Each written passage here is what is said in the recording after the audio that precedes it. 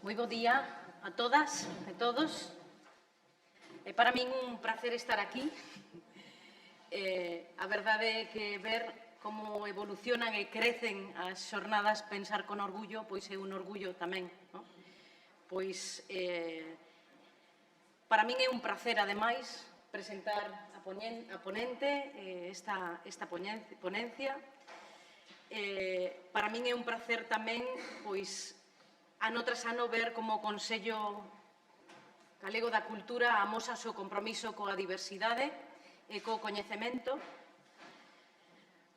e máis en tempos como os que estamos, nos que o coñecemento parece estar devaluado, polo menos pola parte das administracións, da política, a realidade da posverdade e das emocións parece que moitas veces se impón por enriba do que é o coñecemento científico e profesional, non?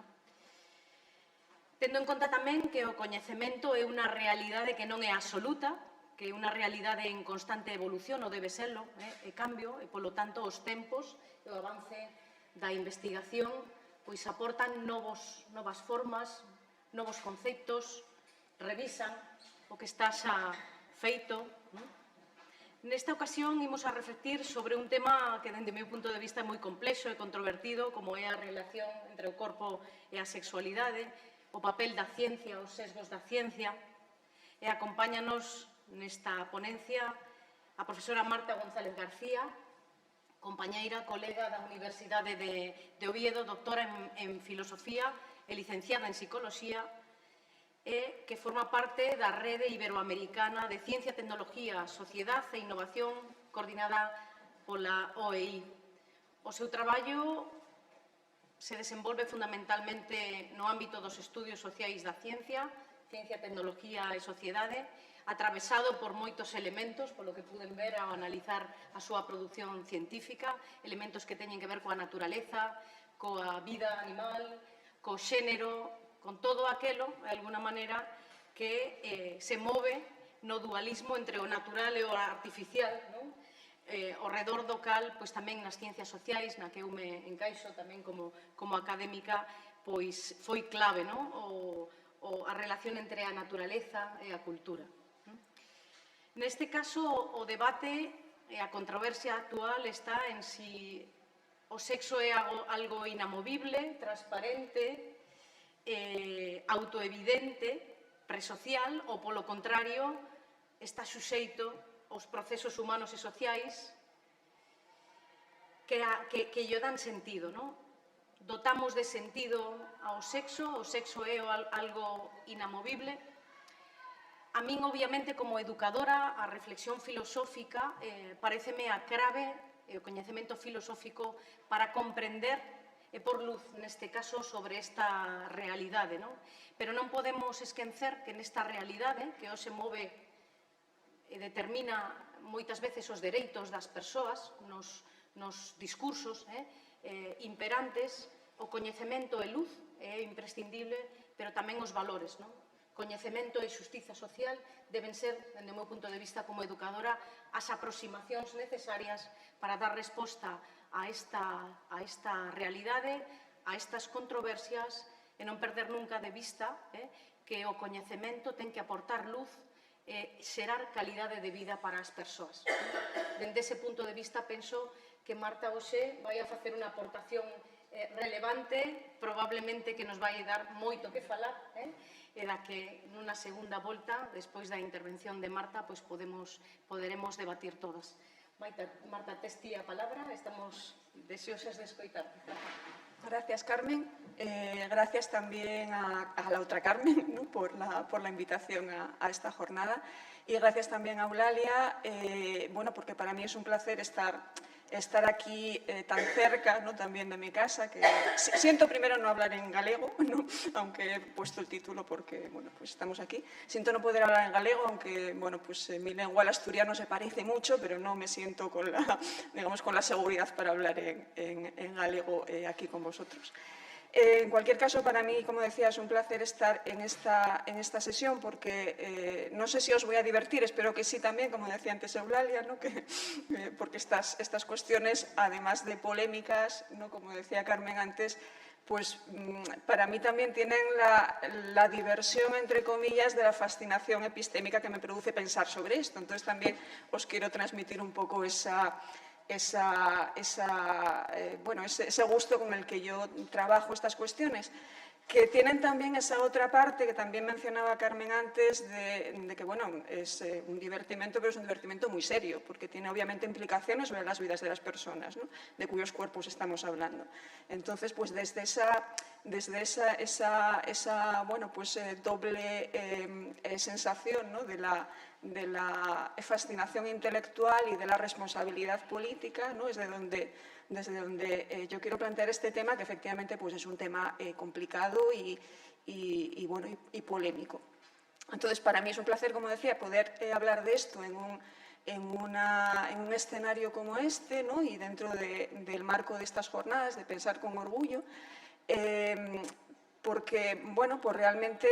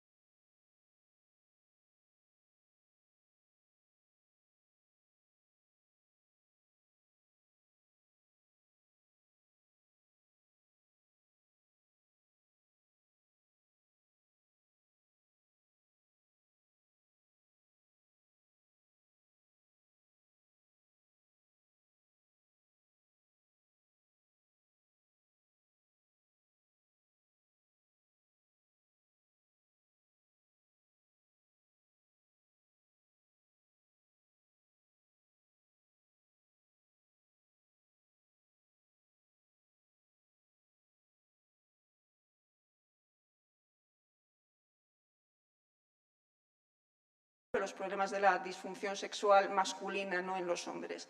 Entonces, este es un proceso muy interesante que se pone en marcha pues, justo alrededor, ¿no?, de la aprobación de Viagra a finales de los años 90, mediados de los años 90, perdón, y que hace que, bueno, pues que Pfizer, ¿no?, diga, bueno, si ya podemos vender un medicamento a la mitad de la población, pues ¿por qué no vamos a poder vendérselo a la otra mitad, ¿no?, a las mujeres también? ¿Por qué no pueden las mujeres beneficiarse del uso de Viagra? Entonces, una historia muy interesante que no voy a contar aquí, ¿no?, que está contada en el libro, pero sí me sirve para enganchar lo que os quiero contar aquí, ¿no?, porque lo que se veía en la historia, toda esta historia de la búsqueda de la Viagra femenina, es cómo este empeño de la industria farmacéutica por encontrar este medicamento había tenido efectos sobre cómo en la ciencia básica, diríamos, de la sexología se estaba conceptualizando la diferencia sexual entre hombres y mujeres, ¿no? Se empezó a conceptualizar de otra manera. Entonces, con los problemas que en los ensayos clínicos con Viagra, sin ir más lejos, se encontraron, ¿no?, cuando empezaron a probarla con las mujeres, pues la idea que desde los años 60 y 70 se había impuesto acerca de que hombres y mujeres funcionamos igual en el sexo, ¿no?, solamente que, bueno, pues con ciertas peculiaridades propias, diríamos, ¿no?, pero hay un modelo único de respuesta sexual humana, así se llamaba el modelo que propusieron Masters y Johnson, ¿no?, en los años 70, 60-70, ¿no?, el modelo de respuesta sexual humana. O sea, los humanos tenemos una forma única, diríamos, ¿no?, de desenvolvernos en los procesos sexuales que, bueno, lo tengo aquí. Este es el modelo del ciclo de respuesta sexual humana que todos seguramente conocemos, ¿no? Hay una primera fase que va por fases, ¿no? Es como el ciclo de la digestión, diríamos, ¿no?, pero el ciclo de la respuesta sexual. Esto, por supuesto, tiene su propia crítica, pero no tengo tiempo, o sea, no es el momento de entrar en esto, ¿no? Entonces, hay una fase de deseo. La fase de deseo la introduce posteriormente Helen Kaplan, no está en la propuesta de Masters y Johnson, ¿no? Hay una fase de deseo, una fase de excitación, una fase de meseta, el orgasmo y la resolución, ¿no? Y así es como todos los humanos respondemos, ¿no?, en las situaciones sexuales. Como decía, hay diferencias, algunas diferencias entre la respuesta sexual masculina y la respuesta sexual femenina, ¿no?, que parece más compleja. Si ves estos son los gráficos, o sea, los dibujos, los diagramas que aparecen en el libro de Masters y Johnson original, ¿no? Entonces, la respuesta masculina, la respuesta femenina. Entonces, tienen diferencias, pero el modelo es único para los dos sexos, ¿no? El modelo de deseo, excitación, meseta, orgasmo y resolución, ¿no? Entonces, esta idea de un modelo único para los dos sexos entra en crisis, como decía antes, cuando nos ponemos a probar, o sea, Pfizer comienza a probar Viagra para las mujeres, porque las mujeres parecían funcionar de una forma tal que Viagra no resolvía sus problemas sexuales, ¿no? Su disfunción sexual.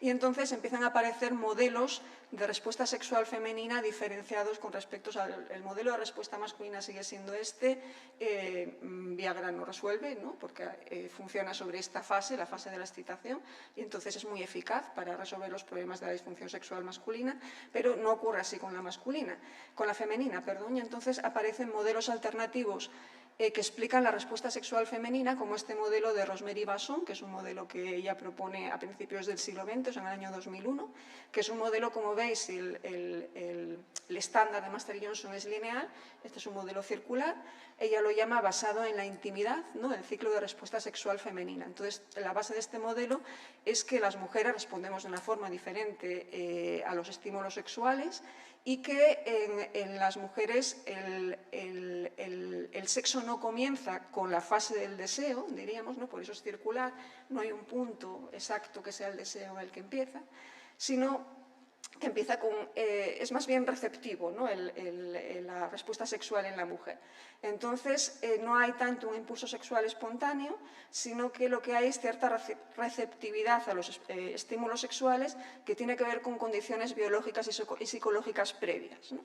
Entonces, en este modelo, estas condiciones biológicas y psicológicas previas que nos hacen estar receptivas a los estímulos sexuales son las que lanzan, diríamos, la respuesta sexual. Entonces, que pasa por las fases de excitación. El deseo y la excitación se comienzan a confundir, o sea, desde luego no hay una frontera clara y no hay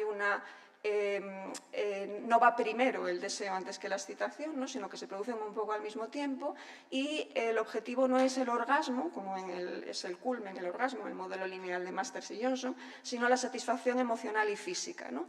Que tiene que ver con el deseo de intimidad emocional en las mujeres, ¿no? Y que hace que este mismo deseo de intimidad emocional es el que nos coloca en esta situación de buscar activamente o estar receptivas a los estímulos situados, es decir, nos coloca en esta situación biológica y psicológica adecuada para comenzar la respuesta sexual. Bueno, lo que me importa aquí señalar es que este modelo aparece como un modelo específico, ¿no? Para las mujeres frente al modelo lineal de Masters y Johnson que se mantiene inamovible en el caso de la respuesta sexual masculina, creando de algún modo esta idea de que las respuestas sexuales humanas funcionan en dos modelos diferentes, ¿no? Un modelo para los hombres, un modelo para las mujeres. Y esto tiene, a su vez, implicaciones, por ejemplo, en la clasificación de los trastornos de las disfunciones sexuales en los DSM, ¿no? En el último DSM, en el DSM-5, pues hay unas clasificaciones para los hombres que se mantienen como estaban las del DSM-4 y, sin embargo, las de las mujeres han cambiado, ¿no? Son otras diferentes. Ya no tenemos el mismo modelo de ciclo de respuesta sexual humana y tampoco tenemos nuestra clasificación de trastornos que va ligada a los modelos de respuesta sexual, ¿no? Porque los trastornos se ligan a problemas en alguna de las fases del modelo, pues también han cambiado, ¿no? Entonces tenemos a los humanos respondiendo en dos modos distintos, ¿no? A los estímulos sexuales y teniendo dos formas diferentes de manifestar trastornos de la sexualidad. Entonces, esta idea de la dicotomización, ¿no? Bueno, esto se sigue discutiendo, desde luego, en el campo de la sexología y hoy el camino va más bien por pensar que no existe un modelo único ni para los hombres ni para las mujeres, que hay cierta flexibilidad en que incluso la misma persona, ¿no? Puede tener modelos de respuesta sexual diferentes en circunstancias diferentes, ¿no? Dependiendo de si estamos en parejas estables o no lo estamos, dependiendo en fin, de un montón de cosas, ¿no? Que os podéis imaginar, que todo el mundo puede imaginarse pensando en su propia experiencia de respuesta sexual, ¿no? Pero en cualquier modo se han como cristalizado, ¿no? Esta idea de que la respuesta sexual humana viene en estos dos modelos. Y esta cristalización de la dicotomización, que es en lo que se va a centrar mi charla, se está extendiendo también a otros campos de la biomedicina, ¿no? Esta idea de que los humanos vienen en dos sistemas biológicos diferentes, de alguna manera, ¿no? Que son el masculino y el femenino, y que esto tiene efectos de todo tipo sobre la salud. Entonces, el centro de mi charla es cómo esto está ocurriendo también, como digo, en otros campos de la biomedicina, ¿no? Y lo que os voy a contar es cómo esto ha sucedido en un paso que estoy llamando aquí de la medicina de la invisibilidad, o sea, tiene que ver con la historia del movimiento por la salud de las mujeres, ¿no? Y cómo ha ido transformándose también desde los años 60 y 70, que comienza como un movimiento por los derechos reproductivos, básicamente, ¿no? Y qué caminos no ha ido siguiendo, vale, en un contexto geográfico muy específico, como decía antes, que es el contexto estadounidense, pero que tiene implicaciones también en nuestros propios contextos, ¿no? Y que está llegando también de muchas maneras distintas. Entonces, lo que en principio había sido una crítica feminista, ¿no?, hacia la invisibilidad de las mujeres en la investigación biomédica y una crítica, ¿no?, de lo que Nancy Tuana llama, bueno, como ya sabéis, se ha desarrollado toda una epistemología, ¿no?, que denomina epistemología de la ignorancia, y dice, bueno, la epistemología tradicionalmente, los filósofos que hacen epistemología se han ocupado tradicionalmente de lo que conocemos y cómo conocemos lo que conocemos, pero nos hemos olvidado, haciendo epistemología, de que tiene igualmente o más incluso trascendencia epistemológica aquello que ignoramos, ¿no? Aquello que ignoramos porque no queremos conocerlo o porque lo sabíamos y lo hemos olvidado, ¿no? Y las diferentes capas y diferentes facetas de la ignorancia, y es donde Nancy Tuana coloca un foco que luego ha tenido muchísimo eco en la epistemología en general, ¿no? Estas epistemologías de la ignorancia, por ejemplo, en lo que seguramente os resulte mucho más familiar, ¿no?, toda la teoría sobre la injusticia epistémica de Miranda Fricker tiene que ver con esta epistemología de la ignorancia, ¿no? Como el conocimiento, hemos criticado mucho el conocimiento, pero tenemos que criticar también los espacios de ignorancia que el conocimiento ha creado, ¿no? Entonces, Nancy Tuana, precisamente, ella utiliza desarrolla esta epistemología de la ignorancia desde un punto de vista feminista y utiliza sus ejemplos básicamente de ignorancia con respecto a cuestiones de salud de las mujeres, ¿no? Por ejemplo, tiene un artículo precioso acerca de cómo los libros de ginecología, ¿no?, los manuales de ginecología, han ignorado el aparato sexual femenino, ¿no?, como aparece, pues obviamente, el útero, los ovarios, pero el clítoris es el grandísimo ignorado, ¿no?, en todos los manuales y los libros de biología, porque o sea, la idea de Nancy Tuana es que estos libros nos muestran el aparato reproductor, no el aparato sexual, y entonces, pues como el clítoris no tiene ningún interés específico en la reproducción, pues podemos pasar de él, diríamos, ¿no? Entonces, ella está hablando, ya digo, con un montón de ejemplos que tienen que ver con la salud de las mujeres, de esos espacios de ignorancia que ha creado el conocimiento biomédico, ¿no?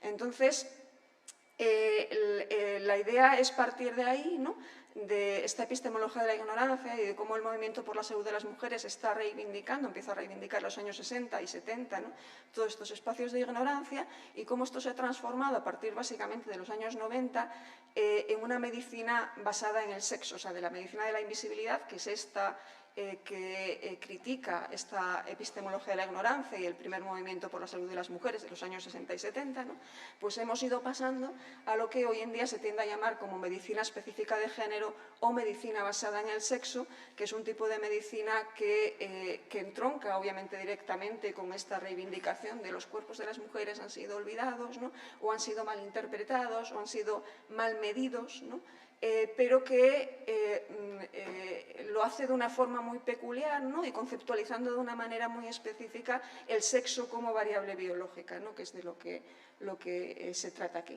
De tal manera que en muchas ocasiones, ¿no?, mi idea es que esto que era una lógica feminista al principio, ¿no?, al ser apropiada por la lógica biomédica, ¿no?, lo que sucede aquí es que aparecen un montón de tensiones, ¿no?, porque la lógica del feminismo y la lógica biomédica pues no siempre caminan en la misma dirección, ¿no?, y son estas tensiones las que quería compartir con vosotros esta mañana. Entonces, para esto tenemos que remontarnos un poquito, o sea, para ver cómo esta historia de alguna manera se va hilando, ¿no?, y cómo pasamos de la medicina de la invisibilidad a esta medicina específica de género, medicina basada en el sexo, que se llama de varias maneras diferentes, ¿no? Tenemos que remontarnos muy brevemente a esta historia del movimiento por la salud de las mujeres, que está, bueno, que imagino que aquí todo el mundo ya conoce, entonces simplemente recordar pues un par de pinceladas no muy básicas alrededor de este icono del movimiento por la salud de las mujeres de los años 60 y 70, que es el libro de Nuestros cuerpos, nuestras vidas, ¿no?, del colectivo por la salud de las mujeres de Boston.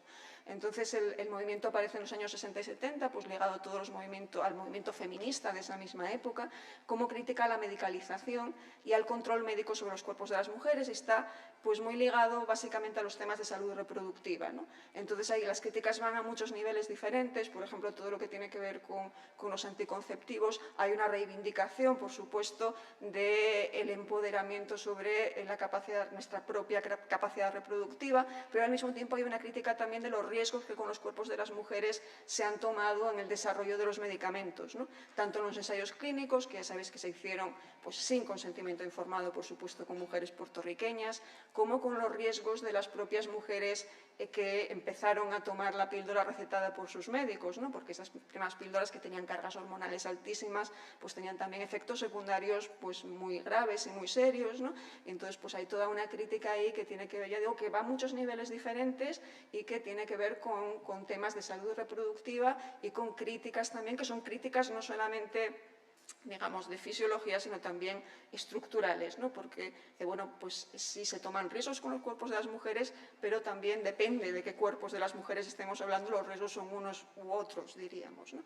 Entonces hay una crítica pues, a esto, bueno, en general también a todos los tratamientos hormonales y a prácticas, no solamente a medicamentos, sino a prácticas también en ginecología y obstetricia, todo el movimiento por el parto es nuestro, que también, como en el caso de los anticonceptivos, tiene también diferentes capas, ¿no? Porque hay una crítica como a esta objetivización, ¿no? de los cuerpos de las mujeres en circunstancias tales como los partos, pero hay una crítica también a cómo se toman riesgos con algunos cuerpos de mujeres más que con otros, ¿no? Por ejemplo, la crítica a todas la experimentación, ¿no? para desarrollar procedimientos en ginecología que se hizo con mujeres esclavas, negras, ginecólogos SIMS y todo esto, ¿no?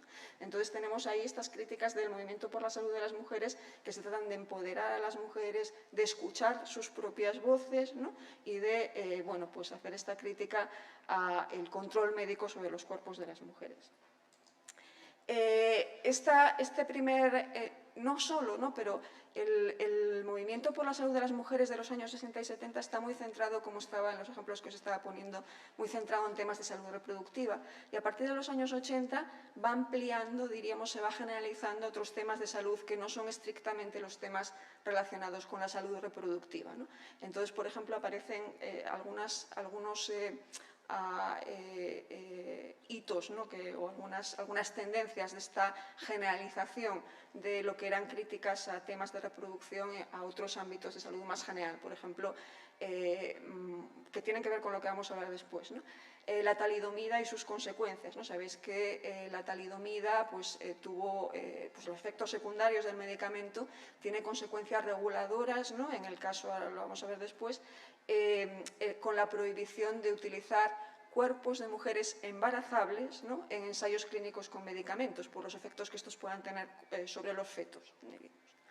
Pero aquí ya estamos, claro, estamos saliéndonos del campo de la salud reproductiva porque estos ensayos clínicos son ya con cualquier tipo de medicamento, ¿no? Diríamos, no solamente medicamentos como el caso de la talidomida que se tomaba para ciertos síntomas del embarazo, ¿no? Aparece la idea de que de esta medicina por hacer, como la ciencia por hacer de David Hess, ¿no? O sea, hay un montón de trastornos que son más comunes en las mujeres que en los hombres, que la medicina ha ido dejando de lado, ha ido invisibilizando, ¿no? Pues, por ejemplo, pensamos en la fibromialgia, en todos los temas de inmunodepresión, de inmunológicos, etcétera, etcétera, que son problemas médicos, no relacionados directamente con la ginecología, o sea, con las partes de los cuerpos en las que la medicina divide nuestra salud, ¿no? Esto también es interesante, pensar cómo la medicina nos trocea, ¿no? Y la parte de la salud de la mujer era, diríamos, pues la vulva y los pechos, ¿no? O sea, es un trozo un poco peculiar, ¿no? Trocear por aquí y por aquí, pero bueno, así como es como nos ha troceado la medicina, ¿no? Entonces todo esto se trata también de cómo la medicina trocea y recompone, ¿no? los cuerpos. Entonces, no solamente en este ámbito de la vulva y los pechos, sino en otros ámbitos de salud en general, ¿no? de otras partes de los cuerpos o del cuerpo como un todo, porque precisamente muchas de estos trastornos típicos de mujeres, digo siempre típicos o tal, un poco entre comillas, ¿no? pero que estadísticamente sufren más las mujeres que los hombres, pues son difícilmente tienen también esta peculiaridad de que son difícilmente colocables en una parte, en un trozo del cuerpo, de estos trozos en los que nos divide la medicina, ¿no? Pero bueno, también hay una crítica a esta medicina por hacer, a cómo se han invisibilizado, no hay suficiente investigación sobre trastornos de salud que son más comunes estadísticamente en mujeres que en hombres, y todo esto de alguna manera el paradigma o el ejemplo representativo es lo que Bernardine Healy llamó el síndrome de Yentl. No sé si conocéis, bueno, he puesto ya a Barbara Streisand porque probablemente conozcáis a Yentl de la película, del musical de Barbara Streisand, ¿no? Yentl es un relato breve de Isaac Bashevis Singer y que lo llevó al cine, se llevó al cine con Barbara Streisand como protagonista, y la historia, si no la conocéis, es la de una mujer judía, una joven judía, que se tiene que disfrazar de hombre para poder estudiar el Talmud, ¿no? Entonces, porque como mujer no podía, y entonces pues se hace pasar por hombre. Y entonces la idea de Healy es esta, ¿no? Bernardine Healy fue la primera mujer que fue directora de los Institutos Nacionales de la Salud en Estados Unidos, y estamos hablando de principios de los años 90, ¿no? Y ella pone este nombre a esta idea que empieza pues, a generalizarse, ¿no? De que la medicina tiene dificultades para diagnosticar trastornos que tienen sintomatologías específicas en las mujeres que son diferentes a las sintomatologías que presentan los hombres. El típico caso es el de la enfermedad coronaria, ¿no? Que seguramente habéis oído. Entonces, la idea es esta, ¿no? Como las mujeres presentan una sintomatología distinta cuando tienen un infarto o cuando están a punto de tener un infarto, porque no se manifiesta de la misma manera que se manifiestan los hombres, básicamente porque en los hombres tiende a ser un problema de obstrucción y en las mujeres de estenosis, o sea, de que la arteria se hace más, se estrecha, ¿no? Pero no se obstruye del todo, entonces por eso la sintomatología es difícil, es diferente, diríamos, ¿no? Pues por eso son difíciles de diagnosticar y parecería que los cuerpos de las mujeres tienen que aparecer como los cuerpos de los hombres, o tendríamos que disfrazarnos de hombres, como hace Yentl, para que la medicina nos pueda diagnosticar y nos pueda tratar adecuadamente, ¿no? Entonces, Healy, con este ejemplo, pues populariza, diríamos, esta idea del síndrome de Yentl, de los problemas para diagnosticar trastornos con sintomatologías específicas en las mujeres, ¿no? A ver si ahí vamos.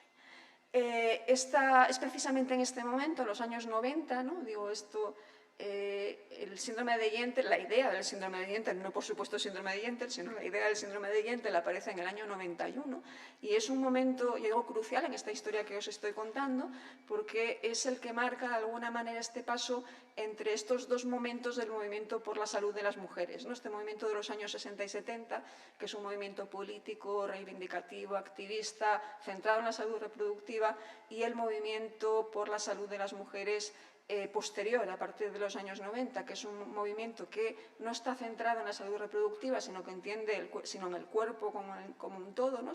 En la salud global, diríamos, de las mujeres, y que está más liderado, diríamos, ¿no? Desde los propios estamentos biomédicos, o sea, desde la propia medicina, más bien que desde el propio activismo, ¿no? Y entonces esto cambia un poco toda la lógica de la idea de la salud de las mujeres, ¿no? Entonces ocurren varias cosas. En el 77, como decía antes, y a raíz de lo que había ocurrido con la talidomida, la Food and Drug Administration en Estados Unidos excluye a las mujeres en edad fértil, es decir, a los cuerpos embarazables, no de las fases 1 y 2 de los ensayos clínicos de los medicamentos, que son las primeras fases, ¿no? Esto en la práctica, aunque en teoría era de las fases 1 y 2, luego en la práctica lo que significó efectivamente es excluir a las mujeres prácticamente de la totalidad de los ensayos clínicos con los medicamentos, con lo cual medicamentos de uso común en el general de la población, pues era muy común que estuvieran únicamente probados, hechos con ensayos clínicos hechos con hombres, ¿no? Entonces esto es un problema, efectivamente teníamos aquí un problema, ¿no? Por otra parte, además, el movimiento de la salud de las mujeres se institucionaliza de tal manera que, además de las asociaciones activistas, aparecen también oficinas por la salud de las mujeres en diferentes organismos nacionales e internacionales. He puesto aquí como ejemplos la Oficina de Investigación por la Salud de las Mujeres de los Institutos Nacionales de la Salud en Estados Unidos y este Instituto Europeo por la Salud de la Mujer, en el marco europeo, aparte de la Sociedad para la Salud de Investigación para la Salud de las Mujeres, que es la propia evolución de la Sociedad para el Avance de la Investigación en la Salud de las Mujeres, que había nacido, diríamos, con el primer movimiento de la salud y que va evolucionando también y cambiando un poco de rumbo en este segundo momento, ¿no? Y con una nueva prioridad estratégica. O sea, la prioridad estratégica de esta Sociedad para la Investigación por la Salud de las Mujeres a partir de los años 90 es esta que aparece literalmente, está copiado, es promover la investigación en diferencias sexuales, fisiológicas y en los efectos de las mismas sobre la prevención, diagnóstico y tratamiento de enfermedades. Es decir, tenemos un problema efectivamente en cómo la biomedicina ha excluido a las mujeres, por ejemplo, del desarrollo de los medicamentos, al excluirlas por un proteccionismo malentendido, probablemente, ¿no?, al excluirlas de los ensayos clínicos. Pero nuestros problemas tienen básicamente, o sea, los problemas de la salud de las mujeres tienen básicamente que ver con problemas fisiológicos ligados al sexo, ¿no? Esta es un poco la lógica, ¿no?, de toda esta nueva etapa en el movimiento de la salud de las mujeres. Entonces, por eso lo he llamado aquí de la protección a la inclusión, ¿no? Hemos entendido mal este hecho de proteger a las mujeres, que realmente estamos protegiendo a los cuerpos embarazables, también es otra historia distinta, ¿no? Y lo que hemos hecho al intentar protegerlas es excluirlas, ¿no? Excluirlas de la investigación, del ámbito de la investigación biomédica, y por eso no estamos entendiendo bien los problemas de salud de las mujeres, estamos diagnosticando mal y estamos tratando mal, ¿no?, lo que les está ocurriendo. Entonces, este movimiento es, a partir de los años 90, un movimiento, lo que era un movimiento pro derechos reproductivos, ¿no?, se ha convertido en un movimiento anti-estandarización, ¿no? Que la biomedicina entiende que el ser humano estándar es este varón blanco de 70 kilos, ¿no? Entonces, pues todos somos el varón blanco de 70 kilos. Y esto, efectivamente, aquí todos los cuerpos estamos en rebeldía, ¿no? Porque ni siquiera los hombres, diríamos, son todos varones blancos de 70 kilos. Entonces, en su intento de proporcionar, ¿no?, salud para todos, la medicina ha construido, ¿no?, un cuerpo que básicamente no es ningún cuerpo, ¿no?, y nos ha colocado a todos los cuerpos en rebeldía, podríamos decirlo de esta manera, ¿no? Y la infrarrepresentación, específicamente la infrarrepresentación de las mujeres, pues tiene consecuencias sobre su salud, ¿no? Y las diferencias biológicas que están reflejadas en la fisiopatología, en la farmacocinética y en la farmacodinámica, ¿no?, si pensamos en los medicamentos, pues entre los sexos son médicamente relevantes. Entonces, nuestra lucha ahora, la lucha por la salud de las mujeres, es la lucha contra este sujeto estándar, ¿no?, que es este varón blanco de 70 kilos.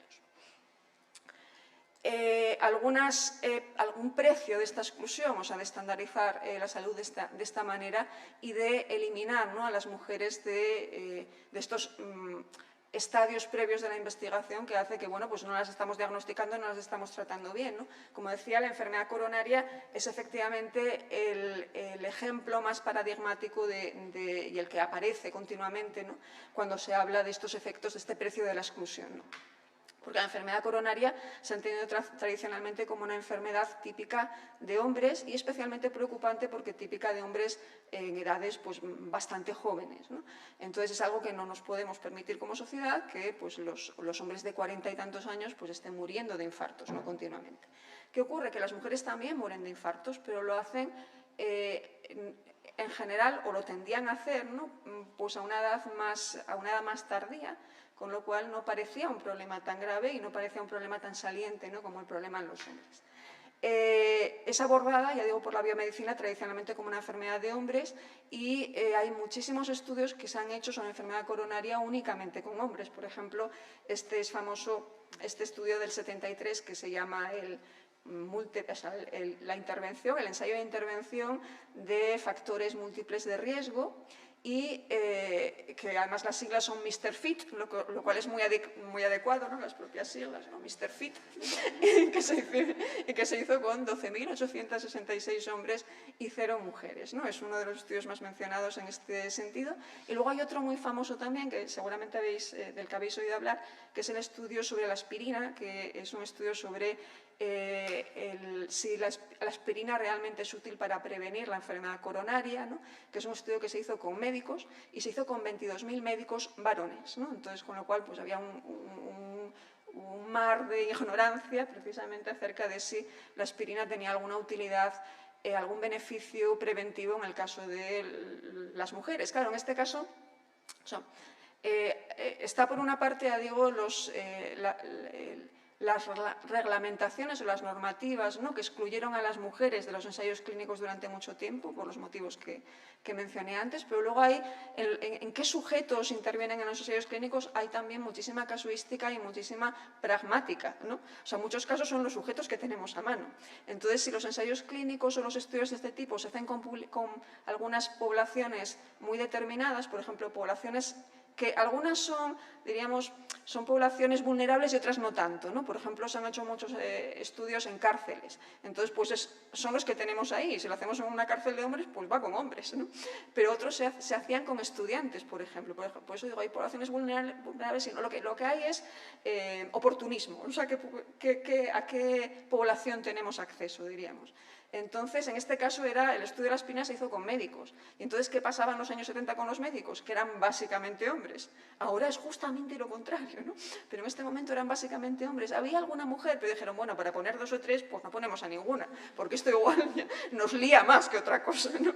Y entonces, o sea, que hay muchos factores que son a veces propios de las propias circunstancias, ¿no? Que hacen que tengamos estudios con poblaciones limitadas. Pero aquí la idea es, bueno, el ser humano es el ser humano. Entonces, bueno, para esta primera aproximación me va a servir con esto, luego ya afinamos y ya veremos, ¿no? Pero para esto primero me sirve con esto.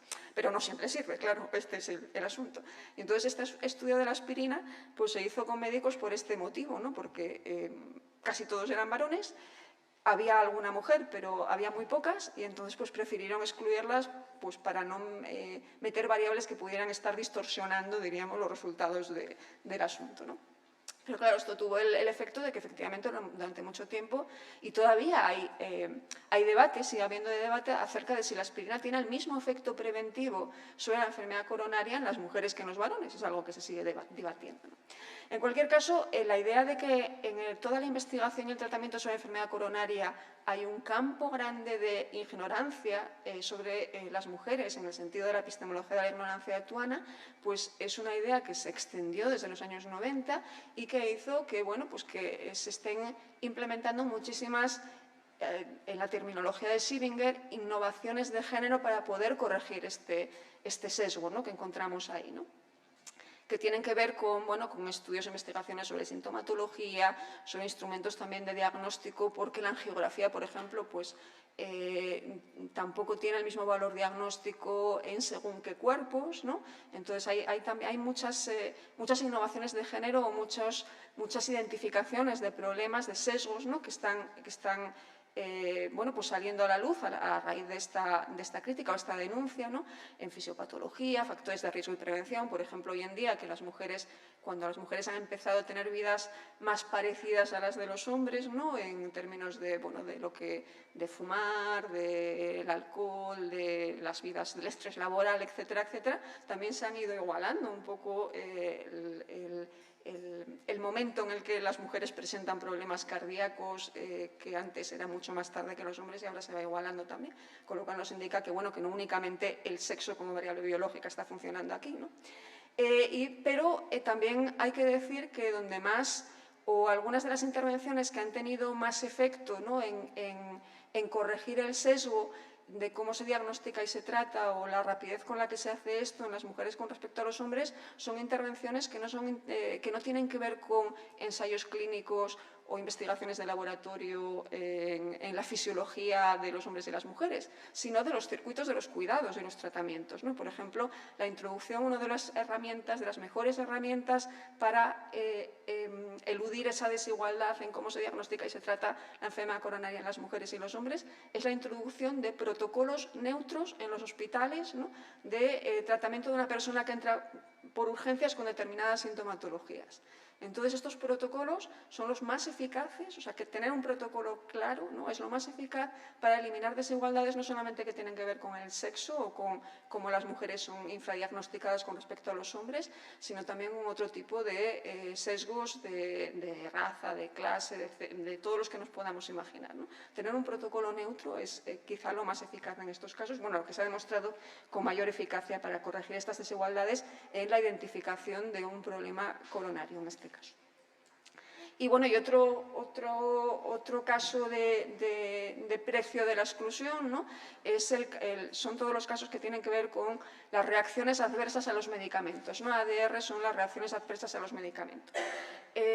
Aquí lo que se ha identificado es que estos son los medicamentos, no sé si se ve bien en la diapositiva, estos 10 medicamentos, que son los 10 medicamentos retirados, en las fechas, viene aquí también, yo no veo nada, retirados, es que no, lo quiero decir bien las fechas, son los medicamentos retirados por la Food and Drug Administration del mercado por reacciones adversas entre el 97 y el año 2000, ¿no? O sea, entre el 97 y el año 2000, estos 10 medicamentos fueron retirados por la Food and Drug Administration de los Estados Unidos del mercado por reacciones adversas.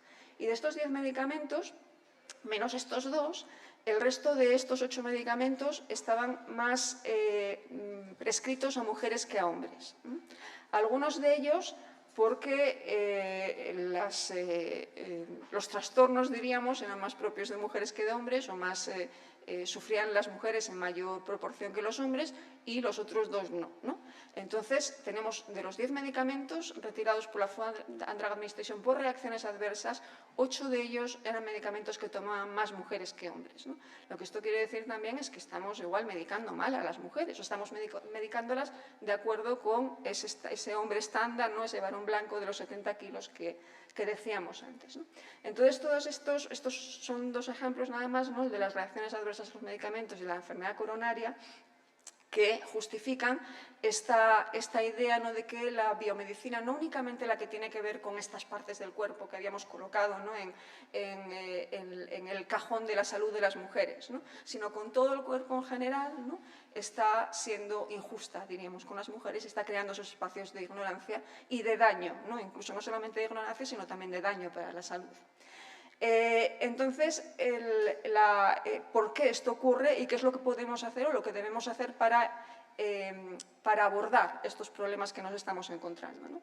Entonces, las explicaciones que se están dando no son estas. ¿Por qué ocurre esto, no? Porque las mujeres están menos representadas en los ensayos clínicos y por esto, ¿no?, por esto, las dosis están mejor ajustadas para ese hombre estándar que para las mujeres, que tienen otros cuerpos diferentes, ¿no? Entonces, estamos sobremedicando a las mujeres y gran parte de esos efectos adversos tienen que ver con esto. Y además porque la investigación básica y preclínica, o sea, si pensamos en todo el proceso, ¿no?, de investigación, desde la investigación básica hasta que un medicamento se coloca en el mercado y la farmacovigilancia, ¿no?, que está vigilando sus efectos adversos y todo eso, pues tenemos la investigación básica que se hace con cultivos celulares, básicamente, y modelos por ordenador, ¿no?, la básica y la preclínica, y con sujetos no humanos, es decir, con animales, ¿no? Ahí en la básica y la preclínica no estamos utilizando humanos todavía, estamos usando líneas celulares y animales, es básicamente lo que estamos usando aquí, ¿no? Entonces, en la investigación básica y preclínica utiliza fundamentalmente también células, tejidos y seres vivos, es decir, animales no humanos, ¿no?, que son masculinos o machos, dependiendo de qué estamos hablando, ¿no?, de células, tejidos, animales, o bien no informa sobre el sexo de los materiales y los seres vivos que utilizan, ¿no? Y esto es también parte de este problema de que estamos causando, ¿no?, con la salud de las mujeres.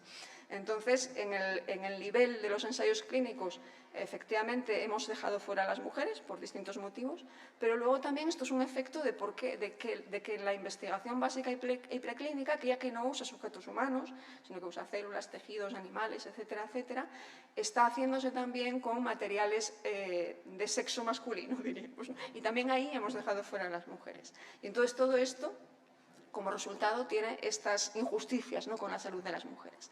Fijaos que en esta idea, ¿no?, de que tanto en los ensayos clínicos como en la investigación básica y preclínica estamos dando, por supuesto, de alguna manera, o está manifestándose, ¿no?, la idea de que el sexo biológico reside en todo el cuerpo y no solamente en esos lugares que decíamos antes, ¿no?, donde están pues, los gametos, las gónadas, nuestros genitales, ¿no? O sea, el sexo está en todo nuestro cuerpo y en cada una de nuestras células, ¿no? Es la idea que está aquí detrás de toda esta lógica, ¿no?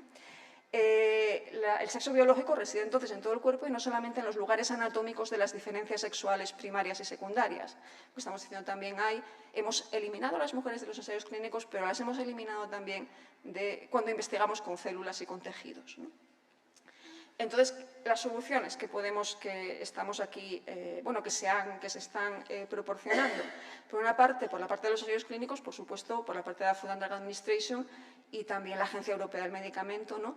Necesitamos más representación de mujeres en ensayos clínicos. Por supuesto, no la necesitamos, obviamente. Y en el caso de la investigación básica y preclínica, es donde aparece este mandato que os mencionaba al principio de los Institutos Nacionales de la Salud, que es el requisito de que cualquier proyecto que vaya a ser financiado, ¿no?, de investigación básica y preclínica por los Institutos Nacionales de la Salud de los Estados Unidos debe considerar el sexo como variable biológica, independientemente de qué materiales esté utilizando, ¿no?, para ese estudio. Estamos diciendo aquí que no estamos utilizando sujetos humanos, sino que estamos utilizando materiales que son células, tejidos, animales no humanos. Entonces aquí aparece una breve cronología de cómo van implantándose estas políticas, ¿no? Yo digo que estoy muy centrada en Estados Unidos porque es donde esta lógica aparece con mucha mayor claridad. En Europa está haciéndose esto de otra manera, a mi modo de ver mejor, ¿no? Pero por eso voy a centrarme en el tema de los Estados Unidos. Como digo, en el año 90 se crea esta Sociedad para el Avance de la Investigación sobre la Salud de las Mujeres y al mismo tiempo también la Oficina por la Investigación de la Salud de las Mujeres en los Institutos Nacionales de la Salud, ¿no? Con lo cual el 90 es cuando esta preocupación aparece de una forma clara y distinta, ¿no? Aparece una preocupación generalizada. Tenemos que hacer algo con este tema de la salud de las mujeres y sacarlo de la salud reproductiva y llevarlo al cuerpo como un todo, ¿no? En el 93 la actuación es también muy rápida porque hay cosas que se ven muy claramente, obviamente, ¿no? Y entonces en el 93 la Food and Drug Administration ya permite la participación de mujeres en edad fértil en los ensayos clínicos. O sea, se elimina, ¿no?, esta prohibición del 77. O sea, no es un requisito, o sea, no es que deba haber mujeres y hombres en todos los ensayos clínicos, sino que ya no prohibimos que las mujeres pueda haber mujeres en ensayos clínicos, ¿no? En el 93 también, pues en estos primeros años 90, empiezan a aparecer pues toda serie de normativas en las que empieza a ponerse sobre la mesa, ¿no?, este requisito de participación de mujeres y minorías, en la investigación con humanos.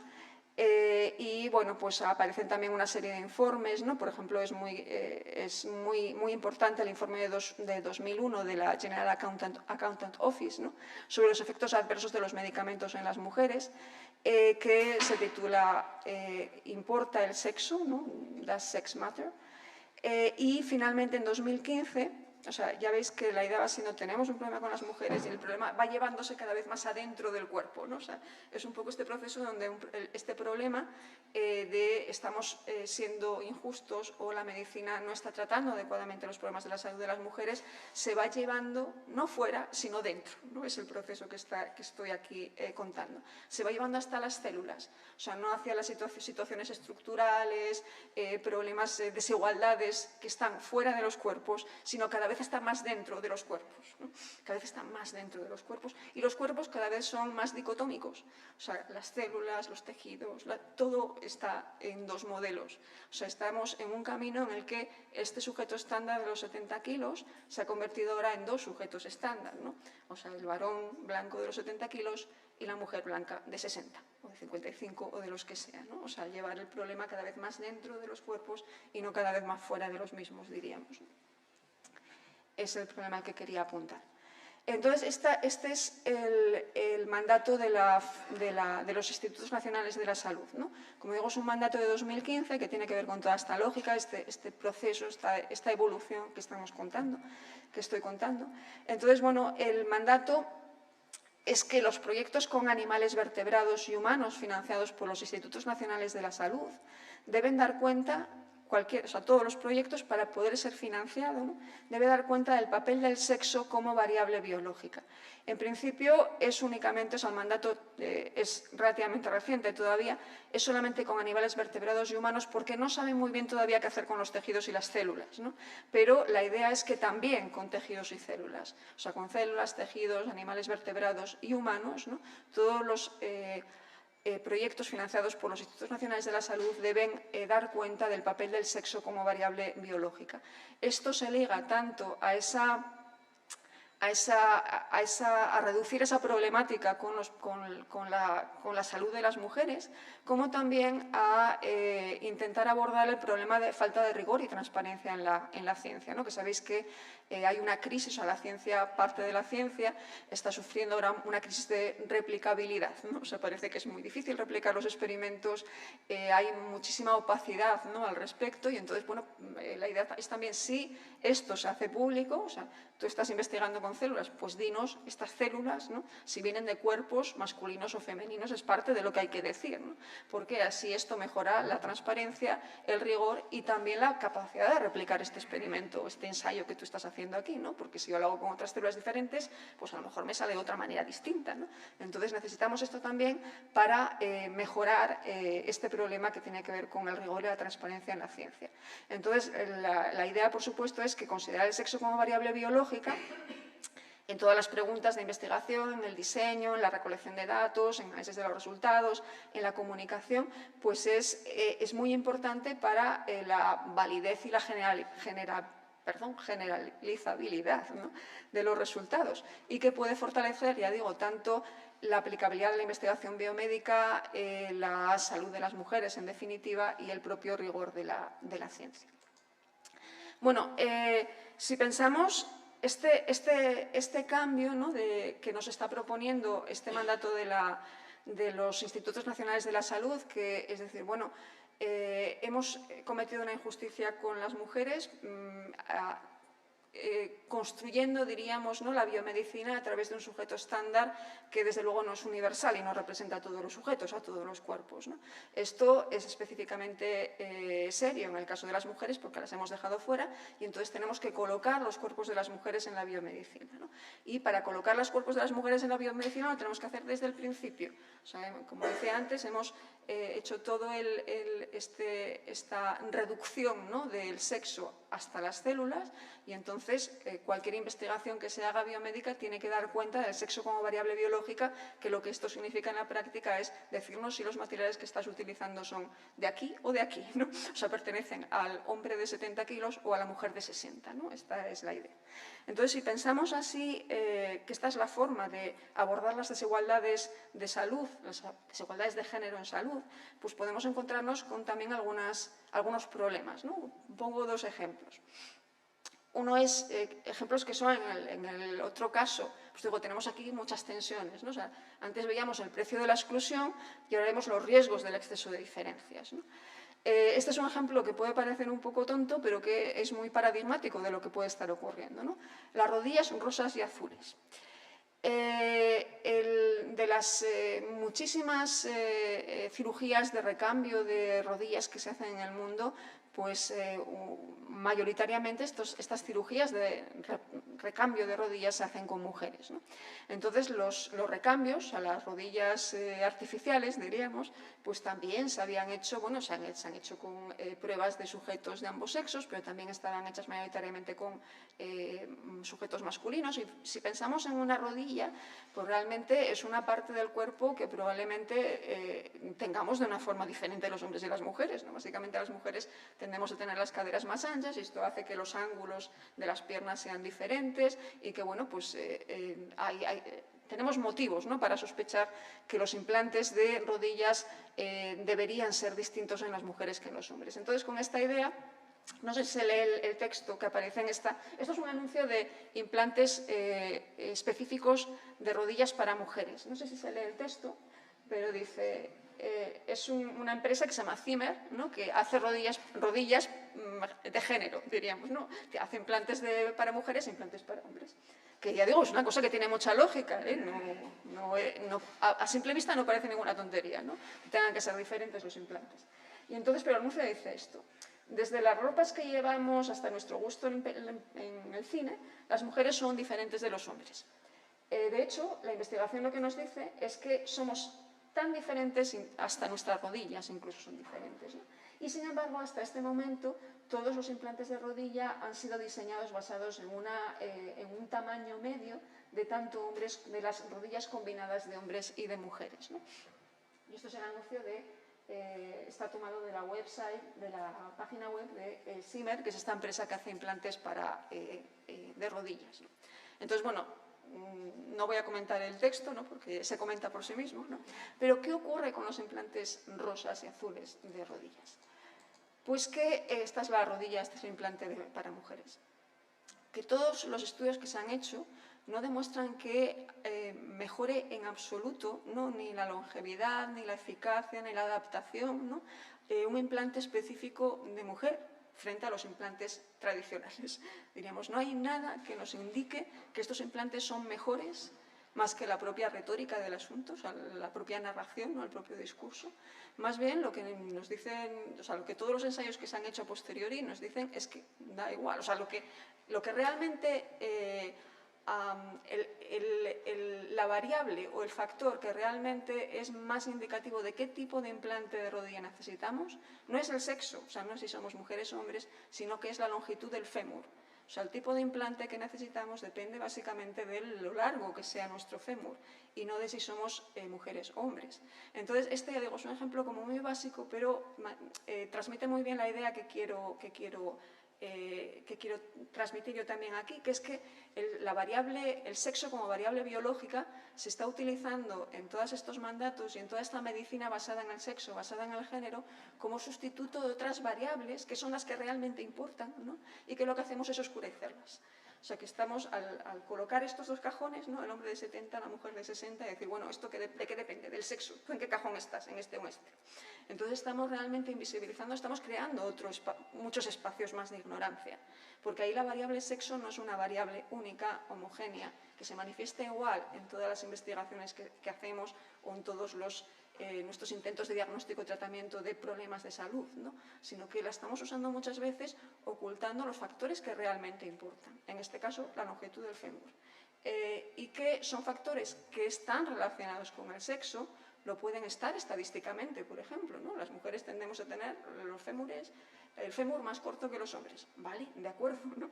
Pero que yo sea mujer y hombre no te da la información que tú necesitas para saber qué implante de rodilla me tienes que poner, sino que el factor que aquí está importando es la longitud del fémur.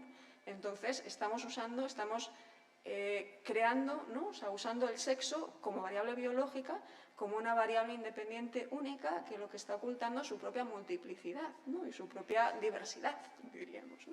Y creando estos dos únicos modelos de ser humano, ¿no? con este tipo de mandatos. El otro ejemplo que os quería poner es el caso del Zolpidem, ya que habíamos hablado también de medicamentos, ¿no? El Zolpidem es un hipnótico, es un medicamento que se utiliza para el tratamiento del insomnio y que es ampliamente utilizado. Entonces, hay algunas pruebas, ahí a principios ya en el siglo XXI, ¿no? con Intermezzo. Intermezzo es una variante del Zolpidem que tiene pues, menos medicación, menos carga, que se usa en el intermedio. O sea, cuando no es para tomarse cuando vas a dormir, sino cuando te despiertas a mitad de la noche y tienes dificultades para volver a conciliar el sueño, ¿no? Entonces, en los ensayos clínicos con el Intermezzo, pues parece que identificaron que las mujeres tenían más efectos adversos que los hombres, ¿no? Y sobre todo esto tenía que ver con cómo el medicamento el efecto del medicamento al día siguiente, ¿no? Cómo el medicamento permanecía durante más horas en los cuerpos de las mujeres y entonces al día siguiente las mujeres podían estar más torpes para actividades tales como la conducción, ¿no? Entonces empezaron a pensar, igual estamos sobremedicando a las mujeres, ¿no? Y tenemos que darles menos dosis del medicamento para evitar estos efectos del día siguiente, ¿no? Y en 2013 la Food and Drug Administration reduce entonces la dosis estándar, que era de 10 miligramos de zolpidem, a la mitad para las mujeres, ¿no? Solamente 5 miligramos a la prescripción, son 10 miligramos para los hombres, 5 miligramos para las mujeres. Esto sucede en 2013. Fijaros que es un ejemplo, efectivamente, de cómo estas políticas están funcionando. O sea, estamos siendo injustos con las mujeres, vamos a ser justos con ellos. Y nos estamos pasando de justos, probablemente. O sea, pues digo, la intención es buenísima, pero a veces las intenciones buenas pues, tienen algunos problemas, ¿no? Entonces, como la Food and Drug Administration hizo esto, en el 2014 la Agencia Europea del Medicamento pues, se puso a mirar el asunto. Dice, bueno, si estamos sobremedicando a las mujeres, pues vamos a ver qué está ocurriendo aquí, ¿no? Y revisó el caso. Realizó sus propios ensayos, revisó toda la literatura al respecto y no encontró ninguna justificación para una dosis menor en las mujeres. De hecho, bueno, yo he estado leyendo literatura científica reciente sobre esto, se sigue discutiendo, ¿no? Pero parece que los estudios lo que tienden a concluir es que si bien las mujeres metabolizan más lentamente el zolpidem, la diferencia, porque claro, la lógica es esta, es que las mujeres, los cuerpos de las mujeres, como hasta nuestras células, ya digo, estamos en estos dos paquetes sexuados, diríamos, ¿no? Las mujeres metabolizan de forma diferente este medicamento, porque como somos mujeres, las mujeres metabolizamos de una forma distinta, más lentamente este medicamento y por eso tenemos que darnos menos dosis, ¿no? Pero la diferencia está fundamentalmente explicada por el peso corporal, que una vez más vuelve a ser como la longitud del fémur. Es una variable que está relacionada con el sexo estadísticamente, pero que no es la variable sexo. O sea, y estamos confundiendo las cosas ahí. Y además, esta mayor lentitud en metabolizar el medicamento no se demostró que estuviera relacionada de ninguna manera con más efectos adversos o mayores riesgos en la conducción, con lo que, con la información científica que tenemos ahora mismo, el mandato de la Food and Drug Administration de bajar, no un poco, a la mitad, ¿no? A la mitad, la dosis de la medicación para las mujeres está totalmente injustificada, ¿no? Desde el punto de vista científico y médico, ¿no? Entonces parece por una parte que hay esa lógica, esa propia lógica que es también biomédica, ¿no? De tenemos que ser justos con las mujeres, que en su exceso, ¿no? Lo que produce es otra serie de injusticias, diríamos, ¿no? Y que tiene que ver con esta idea del sexo como variable biológica monolítica, ¿no? ¿El sexo qué significa? O estás en este cajón o estás en este otro cajón, ¿no? Con todo lo que ello conlleva. Cuando lo que tenemos aquí, el sexo como variable biológica, lo que es un mosaico de características que se manifiestan de formas diferentes también en distintas fases, ¿no? o capas de la organización del propio organismo, ¿no? Estamos hablando de células, tejidos, órganos, ¿no? Individuo, etcétera, etcétera. Y estamos pensándolo como una única variable que podemos aplicar de forma homogénea y aproblemática, ¿no? a los individuos y todo lo que haya dentro de ellos al mismo tiempo, y que nos hace ser dos sistemas biológicos diferentes, ¿no? O sea, los hombres y las mujeres, la idea que está detrás de todo esto es que somos dos sistemas biológicos diferentes. Y por supuesto, bueno, esto tiene, ya me he pasado, ¿no? Pero quiero hablar un poco más, ¿no? Un poco más. Entonces, bueno, los efectos de las nuevas políticas sobre los ensayos clínicos no voy a discutir sobre esto, porque bueno, también hay cosas que se pueden discutir, pero básicamente ahí estamos de acuerdo, ¿no? Tenemos que los ensayos clínicos tienen que ser lo más generalizables posible, y para esto necesitamos los cuerpos más diversos posible. Entonces, en este sentido, por eso digo, no voy a discutir en esto, pero sí en el caso de la investigación básica y preclínica, porque esta es la idea que se está imponiendo, ¿no? La idea, y es esta frase, todas las células tienen un sexo, es una frase tomada precisamente de estos informes de importa el sexo, ¿no? Y que está justificando y está continuamente en el discurso, en todos estos discursos biomédicos del nuevo movimiento por la salud de las mujeres, que está reivindicando una salud de las mujeres diferente, o sea, diferente, ¿no? Y dicotómica con respecto a la salud de los hombres. Entonces, todas las células tienen un sexo y entonces tenemos que hacer una medicina de las mujeres diferente a una medicina de los hombres, ¿no? Porque estas diferencias, ya digo, que bajan hasta ese nivel celular. Células, tejidos, animales no humanos y humanos, ¿no? Todo tiene un sexo y todo viene en dos colores. No solamente todo tiene un sexo, porque, a ver, las células tienen un sexo en un sentido básico, en el sentido de que en su núcleo hay cromosomas, ¿no? Y estos cromosomas los hemos llamado cromosomas sexuales, ¿no? De alguna manera. Pero que esto tenga una traducción en una única dirección y de una única manera en todo tipo de manifestaciones de salud, esto es lo que estoy criticando, ¿no? Entonces, esto es lo que se entiende como algo que hemos entendido mal. Hemos pensado que el sexo estaba únicamente en esas partes del cuerpo, en esos trozos, ¿no? Que habíamos colocado en el departamento de ginecología, ¿no? El departamento de salud de las mujeres, y lo que ocurre es que XXXY está no ahí solamente, ¿no? Está en todas las partes, y por eso la medicina de las mujeres tiene que ser diferente de la medicina de los hombres. Es la lógica que está detrás de esto. Entonces, lo que están interpretando el sexo como variable biológica, se está entendiendo que el sexo biológico es la diferencia que determina fundamentalmente la salud de las mujeres, como diferente de la salud de los hombres, ¿no?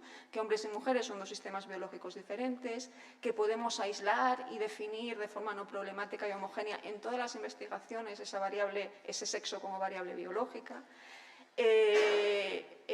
Y bueno, pues la crítica obviamente es que el énfasis en el sexo como variable biológica desde el nivel celular al nivel del organismo pues está invisibilizando, ¿no? El impacto de otras variables que algunas de ellas, como los ejemplos que puse, son fisiológicas, efectivamente son fisiológicas y están relacionadas con el sexo estadísticamente, pero seguramente que, o sea, no estoy diciendo que esto no sea así, ¿no? Pero está invisibilizando esas propias variables al pensar que la variable que importa es el sexo, por una parte, y luego está invisibilizando también todos los factores de género, como decía antes. En el caso de la enfermedad coronaria, desde luego es muy importante investigar en otro tipo de cuerpos, que no sean los cuerpos del varón estándar, ¿no? Tampoco estoy negando esa evidencia, ¿no? Pero tenemos muchas intervenciones y las intervenciones más eficaces son intervenciones que no se hacen al nivel de las células, los tejidos o los órganos, sino al nivel de, como decía antes, del circuito de los cuidados, por ejemplo, ¿no? Y estamos invisibilizando todas esas variables que son variables de género. Y, por tanto, esta política del sexo como variable biológica se basa en una idea que está esencializada, que es lineal y binaria del sexo, ¿no? Y la institucionaliza a través de la regulación. También lo que hace es colocar el foco sobre la investigación en diferencias sexuales. Entonces, de alguna manera, está obligando esa política del sexo como variable biológica a todos los investigadores a investigar sobre diferencias sexuales, ¿no? O sea, estamos diciendo, solamente te financio si tienes en cuenta el sexo como variable biológica. Esto, el efecto que tiene es que están multiplicándose, extendiéndose, generalizándose investigaciones sobre diferencias sexuales que en exceso estamos investigando por encima de nuestras posibilidades, ¿no? Diríamos, en diferencias sexuales, y probablemente también por encima de lo que epistémica y políticamente sería razonable y sensato, ¿no? Porque además la diferencia sexual es relativamente fácil de investigar, ¿no? y muy fácil también de malinterpretar, ¿no? Cuando hacemos investigaciones. Entonces, bueno, esto es lo que decía antes, ¿no? Muchas diferencias son interpretadas como sexuales, pero realmente son sexuales, ¿no? Estadísticamente, pero están ocultando las variables que realmente son las variables que están funcionando para explicar la diferencia. En algunos casos son fisiológicas, el peso, la longitud del fémur, en otras son sociales o culturales, ¿no? Diferencias ocupacionales, hábitos de salud, etcétera, etcétera. Pero si pongo el centro, el objetivo, ¿no? El sexo como variable biológica, estoy invisibilizando unas y otras, ¿no? O sea, las que son sociales, culturales, de género, y las que son fisiológicas, que están ligadas al sexo, relacionadas con el sexo, pero son diferentes, pero no son el sexo en sí mismo, ¿no?